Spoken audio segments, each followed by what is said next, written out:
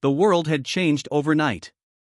The streets once filled with bustling crowds, the hum of traffic, and the ordinary noise of daily life were now silent. The deadly outbreak, which had started in distant corners of the world, spread like wildfire. The infected were everywhere. Cities, towns, and villages were overrun. Governments fell, and civilization as they knew it collapsed. People, once too busy to spare a thought for others, now fought tooth and nail for survival. The apocalypse wasn't just about running from the infected or hoarding supplies. It was the isolation, the deafening silence that followed the chaos, that gnawed at the survivors. For some, the loss of family, friends, and familiar faces was the hardest blow. In a world where every day felt like a struggle, people began to lose hope. Some had stopped trying to survive altogether, waiting for the inevitable end. The days blurred together, filled with only the sound of distant screams and the steady shuffle of the undead. In a small, abandoned radio station, however, a voice was about to change everything. It wasn't much. Just static at first. A low, pulsing hum that had become common on all frequencies. The world's airwaves had long been consumed by the chaotic sounds of despair, only a few signals still managed to break through the noise. The last remnants of civilization had come to rely on these sporadic broadcasts, whether from rogue military units, desperate survivors, or even scavengers trying to make contact. But it had been months since anyone had heard anything worth paying attention to. Then, late one night, the static cracked. The voice that came through was different. Calm. Steady. It didn't carry the typical panic or desperation that other survivors' messages often held. It was the voice of someone who had control, someone who knew how to calm the storm. "Is anyone listening?" the voice said, cutting through the static. "If you're hearing this, you're not alone." The words hung in the air, almost too unbelievable to process. The sound was so clear, it was like a lifeline being thrown across the void. Survivors across the country, some holed up in crumbling buildings, others huddled in basements or makeshift shelters, paused in disbelief. "Don't give up," the voice continued. "There's hope. I've been to places, seen things, and I know you can make it. You're not forgotten." For a brief moment, every ear in every shelter leaned in, trying to capture every word. Those who still had radios, old-school devices scavenged from abandoned homes or still functioning in places where the power grid had never been fully restored, tuned in frantically. Some were hearing this transmission for the first time. Others had been searching for something like this, some sign, some proof that not everything was lost. The voice didn't stop. It came through every night at the same hour, without fail. At first, there were no promises. Just reassurance. Short, simple words that seemed to ripple through the despair like a warm breeze. The broadcast gave no name. It wasn't a soldier. It wasn't a government official. It was just a stranger, offering a steadying hand in a world where everything else had fallen apart. But it didn't take long for others to notice something extraordinary about the broadcasts. They weren't just words. They were stories. Each night, the voice would tell a tale, sometimes about the old world, sometimes about the places they had been or the people they had met. Stories of survival, stories of loss, stories of strange encounters with the infected. Each broadcast would leave the listeners on the edge of their seats, waiting for the next installment. It wasn't just a survival guide. It was an escape. The voice spoke of far-off places, empty cities where nature was reclaiming what was once hers, lonely forests where wildlife had begun to flourish again, and even places where survivors had found unlikely solace in small communities. These stories weren't just survival tips, they were about human connection, about pushing through despair. The stranger's voice reminded people that even in the worst of times, the human spirit could endure. And it worked. Hope began to spark in those who heard it. Survivors who had been on the brink of giving up, people who hadn't spoken to anyone in weeks, began to move again. A single broadcast, a single voice, became more than a message. It became a lifeline. But no one knew where the voice was coming from. No one knew who the stranger was. It was as if the broadcasts were coming from nowhere, from the heart of the void. Some speculated that it was a military operation, a last-ditch effort to hold together what remained of civilization. Others thought it was a group of survivors working together to spread hope. The only certainty was the stranger's voice, which continued to reach those who needed it most. As the weeks passed, the broadcasts became a beacon, not just of survival but of something more, purpose. People began to organize. They started sending messages back to the voice, reporting their locations, sharing their own survival stories. And with each passing day, the number of survivors grew. But even as hope blossomed, something darker loomed in the distance. No one knew for certain what had happened to the rest of the world, or what dangers lay ahead. The infected were still out there, as relentless as ever, and the whispers of darker things, things that weren't just zombies, began to surface. The voice, though, kept speaking. And for now, that was enough. Let me know if you'd like me to continue with the rest of the parts. Days turned into weeks, and the voice on the radio never faltered.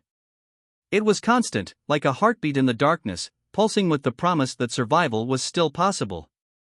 The world outside remained a wasteland, but inside the minds of those listening to the broadcasts, something was changing. The stories weren't just keeping people alive, they were giving them a reason to rebuild.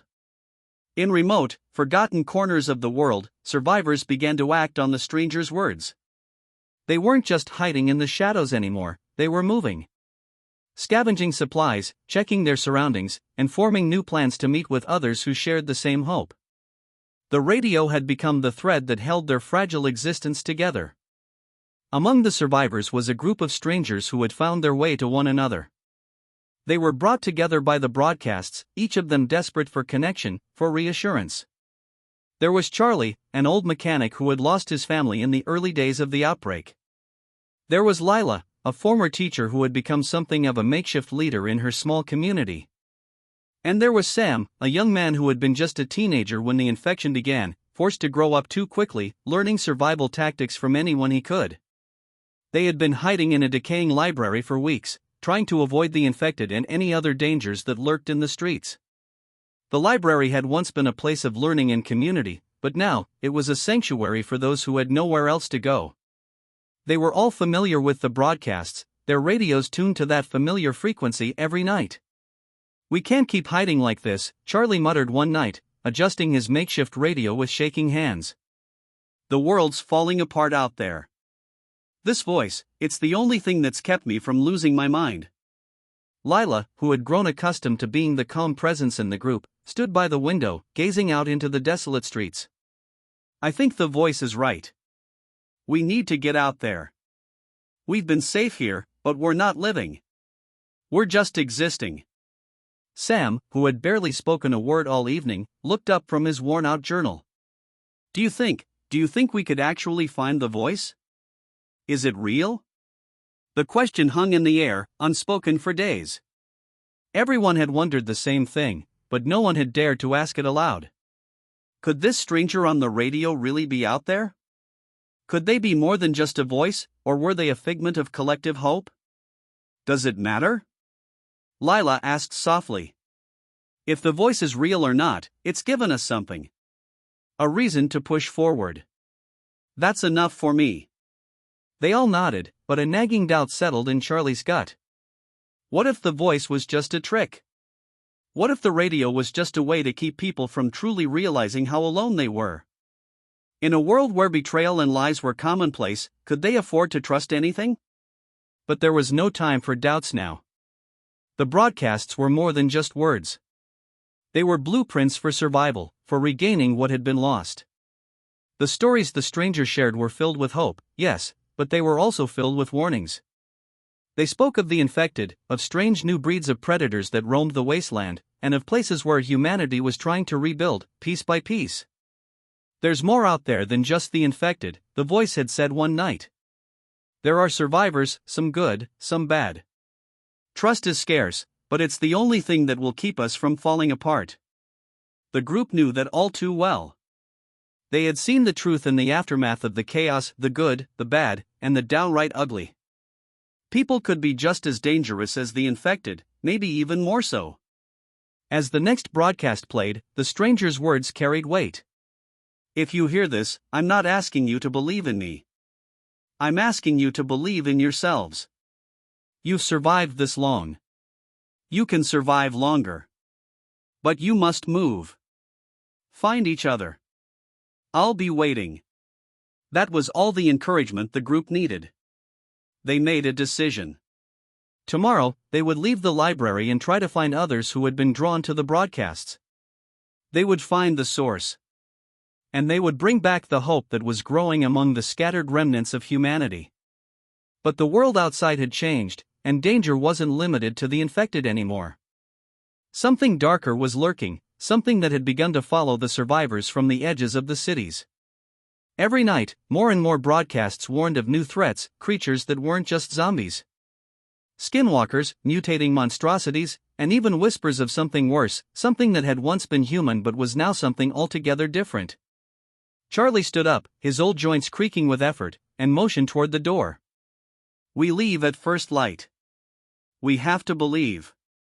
The voice, whoever they are, they're the only chance we have left. Sam clenched his fists, determination flashing in his eyes. We're not just looking for the voice. We're looking for a way to make it stop. To make the world better. The others nodded, and together, they gathered what little they had. They knew the journey wouldn't be easy. They didn't even know where to begin. But they were no longer willing to sit idly by, waiting for the inevitable end. The time for survival was over. The time for action had come. Outside the library, the night was cold, silent except for the occasional groan of the wind and the distant sounds of the undead shuffling in the dark. Tomorrow, they would take the first step toward something they hadn't had in a long time, hope. The morning light crept slowly over the horizon, painting the abandoned city in shades of muted gray and orange. The group, now packed with only the essentials: water, a few cans of food, and weapons they had scavenged, stood outside the library, staring down the desolate streets. The silence felt oppressive, like the world itself was holding its breath, waiting to see what they would do next. Lila adjusted the straps on her pack, her eyes scanning the empty roads. "We'll need to stick together," she said, her voice firm, but there was a hint of uncertainty in her eyes. "The world out there is more dangerous than ever. The infected have spread farther than we realized. And there are worse things now." Charlie's eyes were focused on the road ahead. "We can't stay here forever. We've been sitting in this library for too long, hiding from the world." The voice, it said, to move. To find each other. That's what we're doing. We move, or we die. Sam, who had been quiet for most of the morning, spoke up. "But where do we go?" The voice didn't say anything specific about a location. "How are we supposed to find them in all this chaos?" Lila looked down at the radio in her hands, the device that had kept them connected to the world beyond their little sanctuary. "We follow the signals. Every night, the broadcasts have been a little different, a little more detailed. Maybe there's a pattern we haven't picked up on yet." Charlie nodded. "The broadcasts are our best shot. And maybe, just maybe, if we keep moving forward, we'll run into others who have heard it too." With no clear direction, but an unwavering sense of purpose, they began to walk. The streets were eerily empty. Once, they had been filled with the sounds of cars, buses, and people. Now, all that remained was the sound of their footsteps, echoing off the walls of crumbling buildings. The silence was deafening, a constant reminder of the world they had lost. As they walked, they encountered the occasional abandoned vehicle or shop, remnants of a society that had been forced to shut down. There were no signs of life, at least not human life. The infected had long since claimed the city, wandering aimlessly through the ruins. But they were not the only danger. In the distance, the strange, unsettling growls of something else could be heard. Low and guttural, the sounds were unlike anything the survivors had encountered before. "Do you hear that?" Sam asked, his voice barely above a whisper. Lila's hand instinctively went to the knife at her side. "Yeah, I hear it. We're not alone. Stay alert." They moved cautiously, weaving through alleyways and side streets, trying to avoid being seen by the infected. The streets were increasingly dangerous as they made their way deeper into the city. Their destination was unclear, but every mile they walked felt like it brought them closer to the unknown, closer to the voice. As the sun began to set, they found an old gas station that seemed to have been abandoned for a long time. It was a temporary refuge, a place where they could rest, catch their breath, and regroup. Inside, the shelves were half empty, but there was still some food left on the high shelves, canned goods and dried fruits that had been overlooked. They could hear the occasional shuffle outside, the infected wandering the streets in search of prey. But here, at least, they were safe for the moment. Charlie sat down on an old, cracked bench, wiping his brow with the back of his hand. "We've made it this far. But we're not out of the woods yet." The voice gave us hope, but it didn't make the world any safer. Sam sat across from him, fiddling with his radio, trying to catch a signal. "I still don't get it. Why is this voice different? Why would someone risk broadcasting every night, knowing that they could be killed at any moment?" Lila joined them, settling down beside Sam. "Maybe they're not alone. Maybe there's a group out there, surviving like we are, and the voice is their way of reaching out. Or maybe it's just one person, and they're trying to keep the rest of us going, trying to make sure we don't forget that we can still fight." The silence between them grew heavy. They all had their own doubts, their own fears.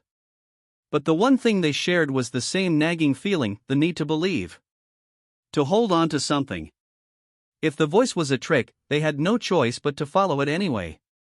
The radio crackled again, and the familiar voice came through the static, cutting the tension in the room. "If you're hearing this, you're still out there. I know things have been difficult. I know you've lost everything. But you are not alone. We're still here. There is a place. It's not far. Keep moving." The message was brief, but it was enough. It gave them the push they needed to keep going, to move forward despite the uncertainty. "We've got a place to go," Lila said quietly, a small smile tugging at the corners of her mouth. "Let's get some rest, and then we move out at first light." The night was dark, but their spirits had lifted, however slightly. The journey ahead would be perilous, and they didn't know what waited for them in the shadows. But they had a purpose now. They had a destination, a goal to reach. And as long as that voice kept speaking, they would keep walking toward it. The morning was a harsh reminder that the world had changed. The sun barely peeked over the horizon, casting long shadows across the empty landscape. The air was heavy with the scent of decay and the distant echo of shuffling footsteps, as if the undead were watching, waiting for the survivors to make a wrong move. But Lila, Charlie, and Sam had no choice but to press forward. The gas station was no longer a safe haven. The moment they left its dilapidated walls, the world outside felt more suffocating than ever. The city had become a maze of abandoned buildings and crumbling roads, each corner hiding potential danger. Yet, they had a glimmer of hope, the voice on the radio, promising a destination, a place that was still safe, still inhabited by those who had survived. Charlie glanced around warily, his hand tightening around the crowbar he'd scavenged. "We'll need to keep moving quickly. We don't know how many of those things are out there or what else is following us." Sam adjusted his backpack and looked up at Lila. "Do you think they're really out there? This place, it's so empty, so dead." Lila paused for a moment, staring into the distance. Her face was a mixture of determination and uncertainty. "I think they're out there, Sam. The voice wouldn't keep broadcasting if there wasn't something to hold on to. We just have to find it." As they moved deeper into the city, the sounds of the infected grew louder. The moans and groans echoed from the alleys, and every once in a while, they caught glimpses of figures stumbling through the streets. But it wasn't just the undead that made them nervous. The air had grown thick with an unsettling tension. Something else was out there, lurking just beyond their sight, moving in the shadows. "Do you hear that?" Charlie whispered, his hand on his radio, tuning it to a different frequency in an attempt to catch any new broadcasts. Lila stopped dead in her tracks. "I hear it. It's not the infected." The growls were low, deep, almost otherworldly. It was the kind of sound that sent a chill crawling up your spine. It was unlike anything they had encountered before. These weren't the usual undead moans. No, these were something else, something worse. "What the hell is that?" Sam murmured, his voice tense with fear. Charlie scanned the area, his eyes darting from building to building, trying to spot the source. Whatever it is, we need to move. We don't have time to investigate. Let's get off the main streets. They ducked into an alleyway, quickly picking their way around debris and fallen structures. The narrow passage gave them some cover, but it also left them vulnerable. The shadows seemed to stretch and move with a life of their own, and every step they took felt like they were walking deeper into a trap. Lila could feel her heart racing. They had been on the move for hours, but the city didn't seem to end. It stretched on endlessly, a labyrinth of broken buildings and shattered lives. They hadn't seen another human being in days, and the only things they came across were the infected, shuffling, mindless creatures that were more a nuisance than a real threat. But the growls they'd heard earlier were different. Far more dangerous. Suddenly, Sam froze. He had heard something, a soft scraping noise from behind them. Slowly, he turned around, his hand on his weapon, and motioned for the others to stop. "Something's coming," he whispered, his eyes wide with fear. Charlie and Lila tensed, their weapons raised. They listened closely, and the scraping sound grew louder, followed by a faint hissing noise. It was unmistakable. Something, or someone, was following them. "We need to hide," Lila said, her voice barely audible. "Now." Without a word, they dove into the nearest doorway, slipping into the dark interior of an abandoned shop. They crouched low, holding their breaths as the scraping sound grew closer. The world outside felt like it was closing in on them, the walls pressing in with every passing second.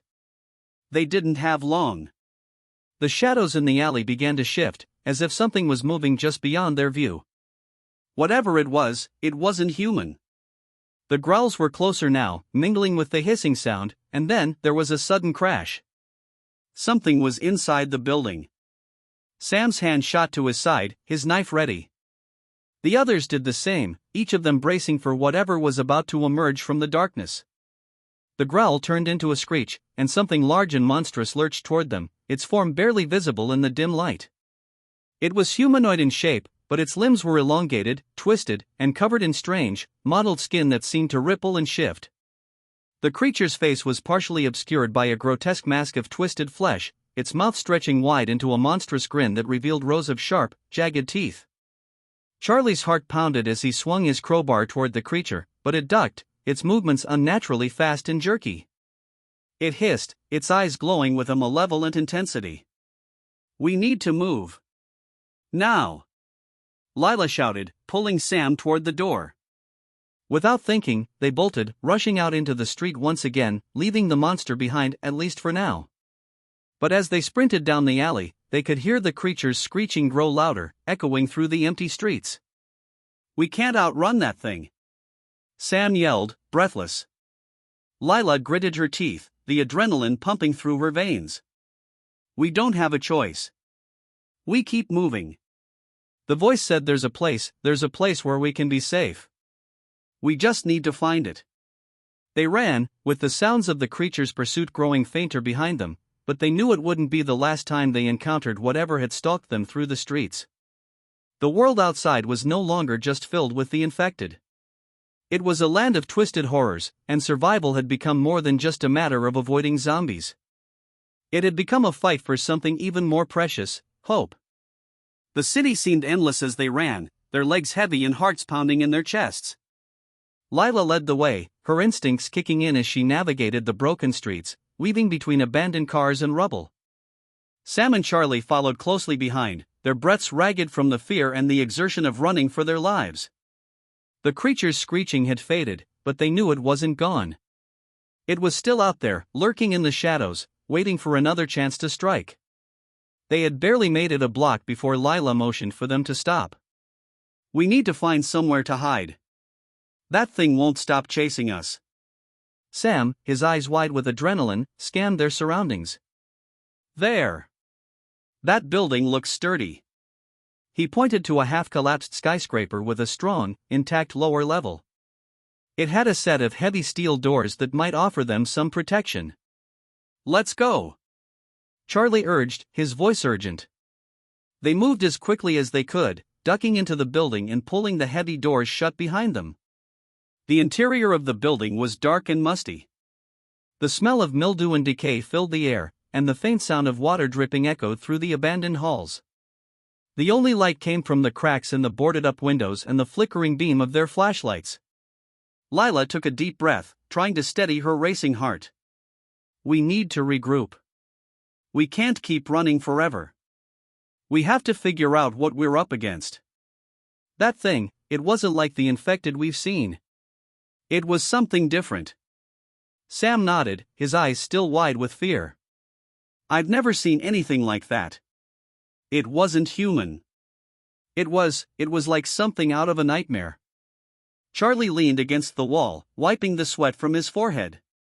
We've been dealing with zombies and scavenging for supplies, but now there's something worse out there. And we don't even know how many of them there are. Lila's mind raced. The voice on the radio had given them hope, but the more they moved forward, the more questions arose. What was this place they were supposed to find? Was it truly safe, or was it just another trap? And who, or what, was broadcasting these messages? I don't know what we're up against, Lila said, her voice low. But I know one thing, we can't let fear control us. We have to keep moving, keep listening for the broadcasts. They're the only thing that's kept us going this far. Sam gave her a determined look. You're right. But what if we're walking straight into a worse situation? What if we're just following a voice in the dark? Charlie crossed his arms, his jaw clenched. At least we're doing something. We've been stuck hiding for too long. We can't sit here forever. We have to take a chance. There was a long silence as they all processed the gravity of their situation. The world outside had become a desolate wasteland, and every step they took felt like it could be their last. But they couldn't afford to stop. Not now. After a moment, Lila stood up and headed toward the staircase, her mind made up. We'll head out at first light. We need to keep moving forward. I know it's dangerous, but the voice, it's telling us to keep going. It's telling us we're not alone. Charlie and Sam exchanged a look before nodding in agreement. They didn't have to speak the words. They all knew the risks. But they had come too far to turn back now. They found a quiet corner in the building to rest, the flickering light from their flashlights casting eerie shadows on the walls. The silence of the building was almost suffocating, broken only by the occasional creak of the structure settling. They sat in a tense, uneasy quiet, knowing that outside, the world was waiting with its dangers, its mysteries, and its promises of survival. As the night stretched on, Lila couldn't shake the feeling that something was watching them. The creature they had encountered earlier might have been just one of many. The city was no longer just a place where the infected roamed. It was a hunting ground, filled with things that shouldn't exist. And yet, the voice on the radio continued. The broadcasts were still coming through, louder and clearer each time. They were out there, somewhere. A group of survivors, maybe the same ones who had been broadcasting, maybe not, had somehow managed to stay alive. If they could find them, if they could reach them, maybe they'd finally have answers. Suddenly, the radio crackled to life, cutting through the stillness. The voice was clearer than before, its tone more urgent. If you're hearing this, you're close. The place you're looking for is real. But the road ahead won't be easy. The city is full of dangers, not just the infected. Be prepared for what you'll find. Trust no one. Not everyone is who they say they are. The message ended abruptly, the static filling the room once again. Lila turned to Sam and Charlie, her face pale. What did it mean? Trust no one? Charlie clenched his fists. It means exactly what it sounds like. There's something out there we don't know about. Something worse than the infected. Sam gulped. We have to keep moving. But we have to be careful. We don't know who or what is waiting for us. Lila nodded. In the morning, we move again. The broadcast gave us the direction, but we need to stay sharp. We're not the only ones listening to it. And I have a feeling the worst is yet to come. With a deep sigh, she leaned back against the wall, closing her eyes for a moment.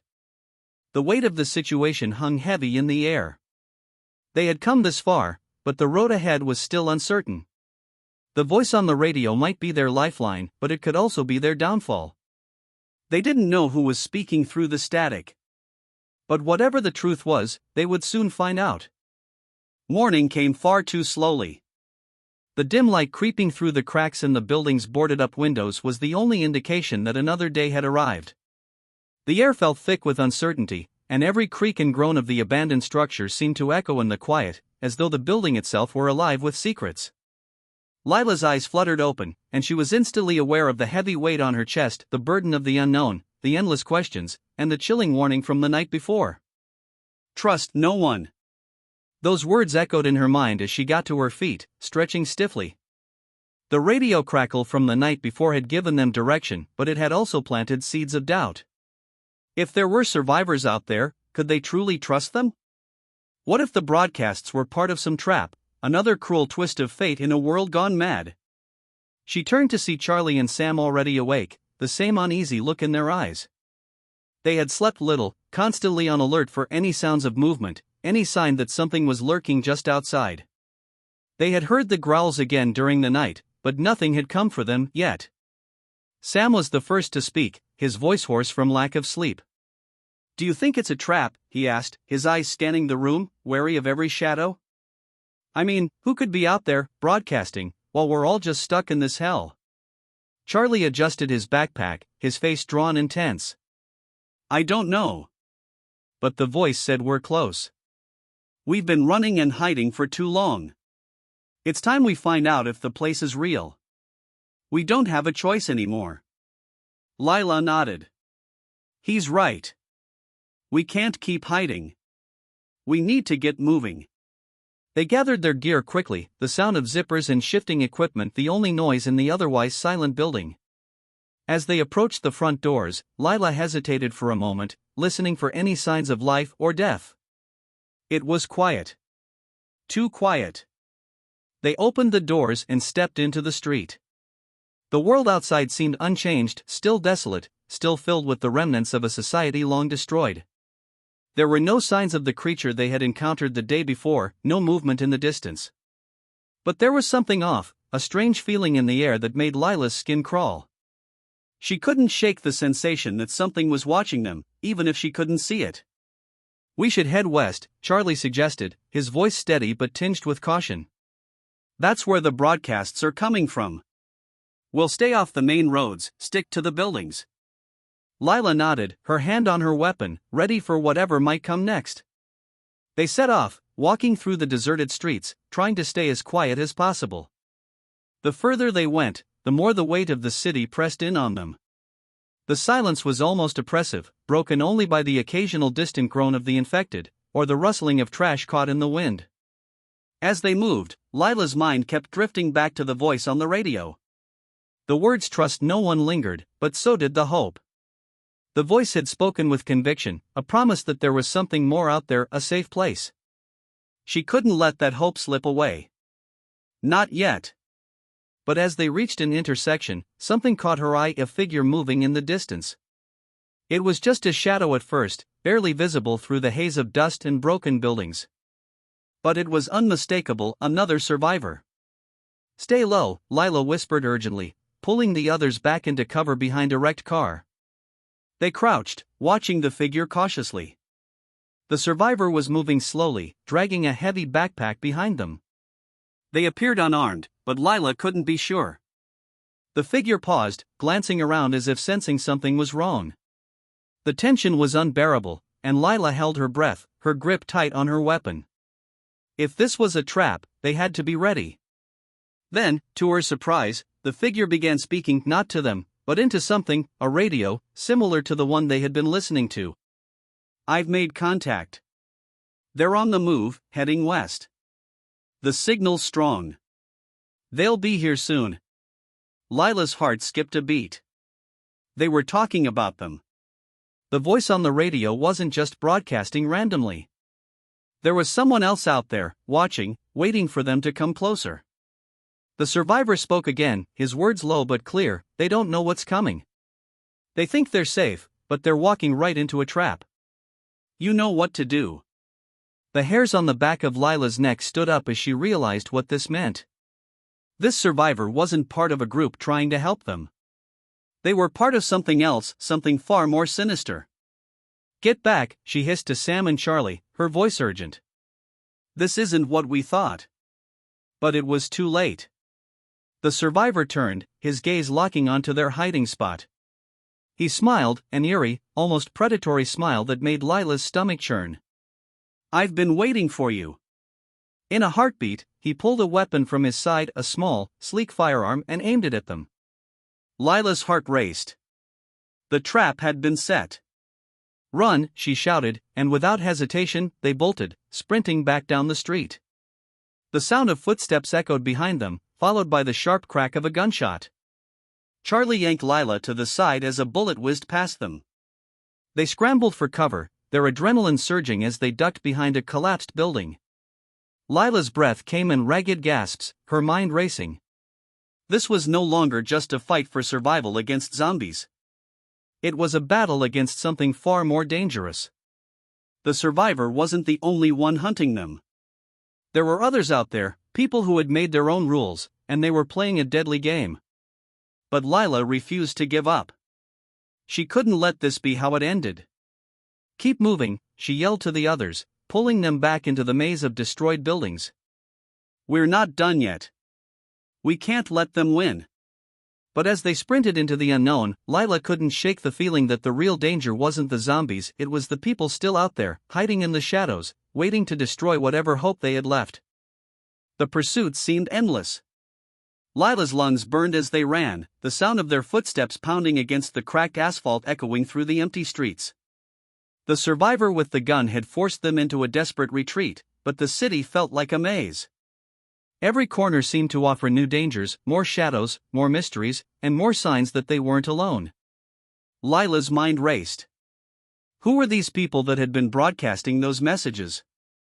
Were they really trying to help, or was it all just a trap? The survivor they'd encountered was part of something darker, something they hadn't been prepared for. The hope the broadcasts had instilled in them seemed more like a cruel joke now. They reached a small alleyway and ducked behind the crumbling remains of a once grand building, their breathing shallow and rapid. Sam was the first to speak, his voice tight with panic. That guy, he was waiting for us. He knew exactly where we were. How? How could he know? Lila wiped the sweat from her brow, trying to steady her racing thoughts. I don't know, but it's clear we've been marked. The voice on the radio wasn't just a warning, it was a signal. Someone knew we were coming, and they wanted us to find them. Charlie, his face pale with the strain of the chase, clenched his fists. What does that mean for us? Are they planning to kill us? Or worse? Lila shook her head, her mind spinning. The idea of walking into a trap had always been a possibility, but now it felt like they were at the mercy of forces they couldn't control. The survivor's words, "You're walking into a trap. You don't know what's coming," kept echoing in her ears. But what exactly had he meant? We need to keep moving, Lila said, her voice firm despite the fear creeping up her spine. We need to find out what's really going on. And we need to be careful. There's more at play here than we thought. They continued through the alley, moving cautiously, trying to make as little noise as possible. The silence was deafening, but Lila couldn't shake the feeling that they were being watched from every direction. It wasn't just the infected or the creatures hunting them, it was the survivors, too. After what felt like hours of navigating the maze of debris-filled streets, they reached the outskirts of the city. The buildings grew fewer, and the horizon stretched out before them, empty and desolate. The city had become a labyrinth, a place where the laws of survival no longer applied. Lila stopped at the edge of a collapsed overpass and turned to the others.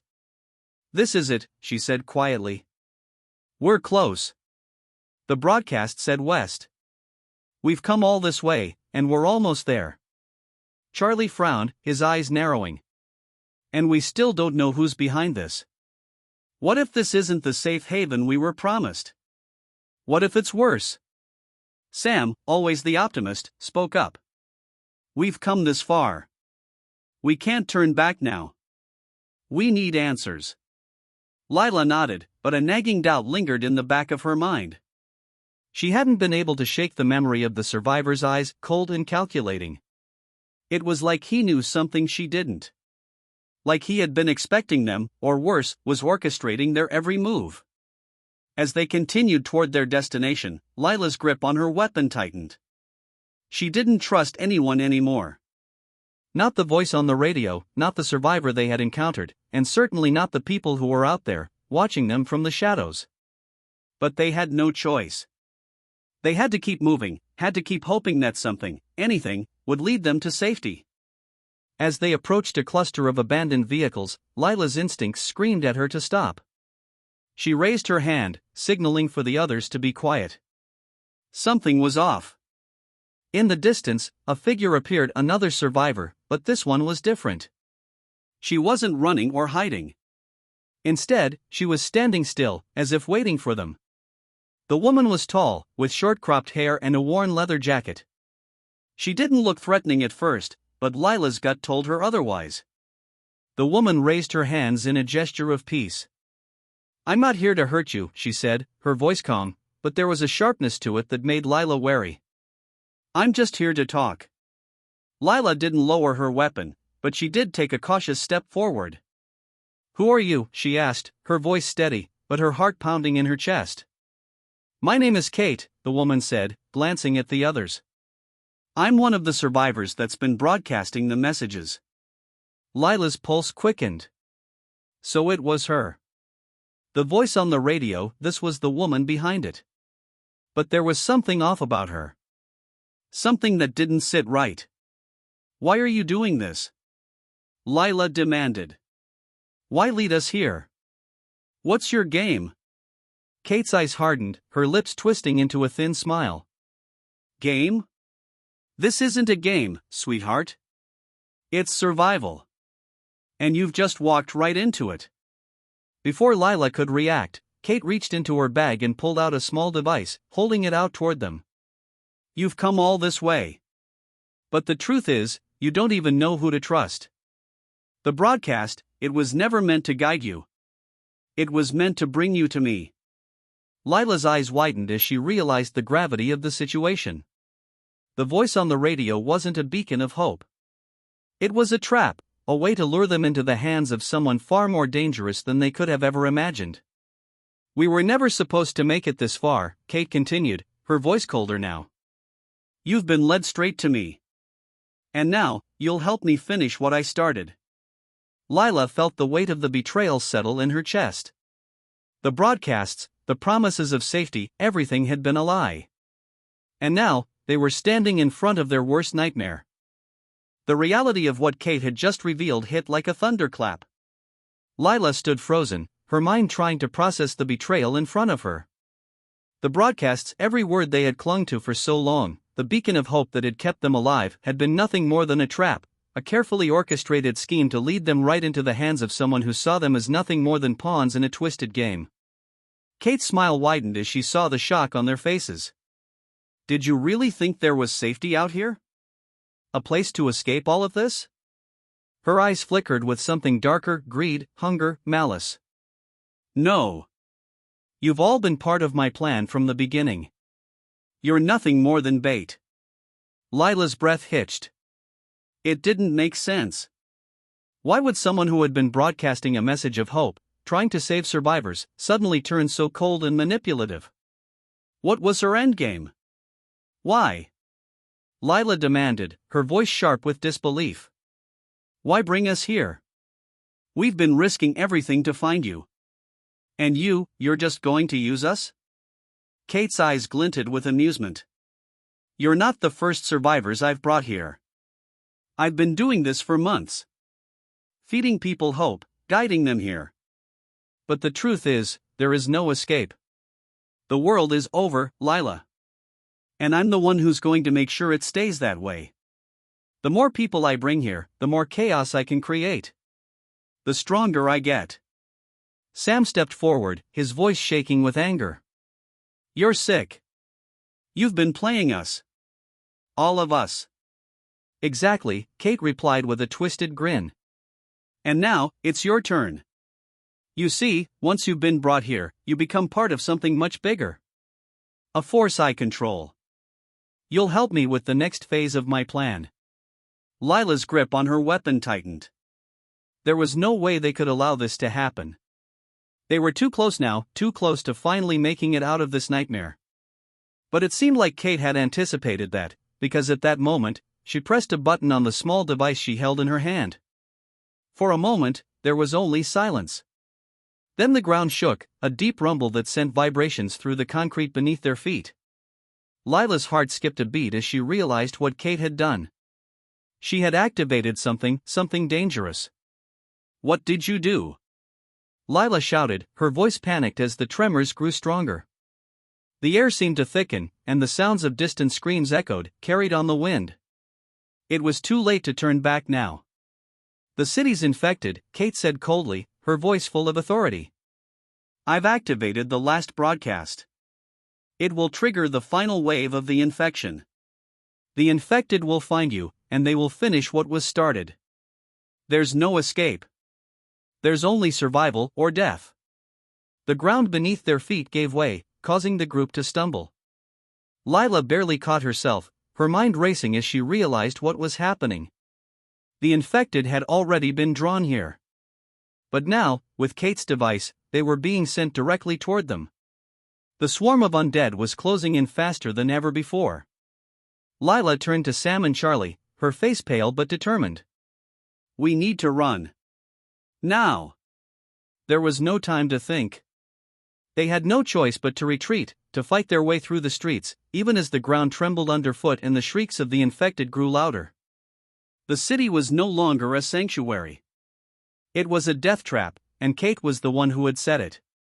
But as they turned to flee, Lila's thoughts flashed back to the first broadcast, to the voice that had given them hope. She had believed in it. She had believed there was something left to fight for. But now, it was clear, the world they were trying to survive in was one of deception, betrayal, and madness. They dashed into the streets, weaving through the wreckage, the sound of their footsteps drowned out by the growing roar of the undead.